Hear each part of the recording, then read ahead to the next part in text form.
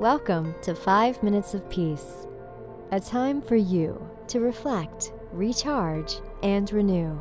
5 minutes to awaken something within yourself. Created by thepeaceroom.love. 5 tips for having difficult conversations with your partner. You love your partner, but sooner or later, a tough conversation needs to happen. While this is normal, after all, what relationship doesn't have its bumps along the way?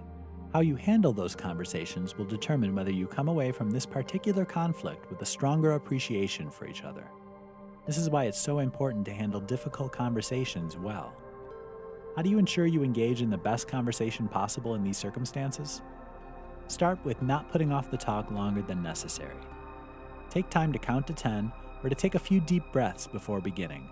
After all, starting with too much emotion will be more damaging than helpful. Once you're cooled down, though, it's time to talk.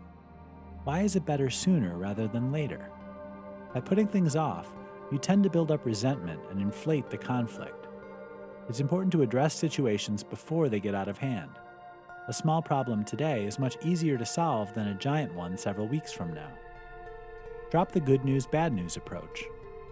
No one likes waiting for the other shoe to drop. So instead of giving the compliment with a but lurking to negate everything you've just said, just come out and say the bad news first. If you're determined to add in the compliment, do so after the bad stuff is out of the way, so you leave the person on a more positive note. Plan your conversation. Rather than blindside your partner with an uncomfortable discussion, let them know you have something you want to talk about. Make it clear you're wanting to discuss something that affects your feelings, rather than starting out in an attack.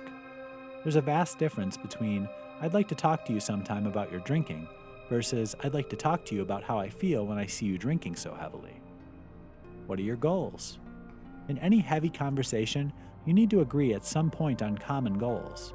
Working toward the same thing will help you find your way through the conversation to that eventual place.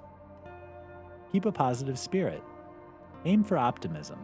Even if the conversation isn't going how you'd like it to, finding something to hope for will soften the outcome no matter what. Difficult conversations are just that, difficult. But having a plan in place will help you get through them. Use these steps to build the framework of your conversation, and even if the outcome is bad, getting there won't be as difficult as you think.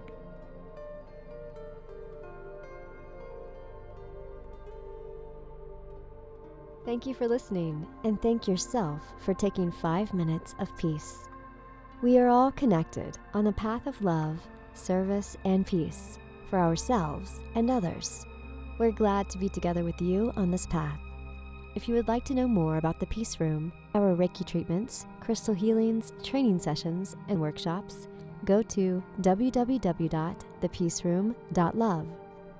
Join us here again whenever you need 5 minutes of peace.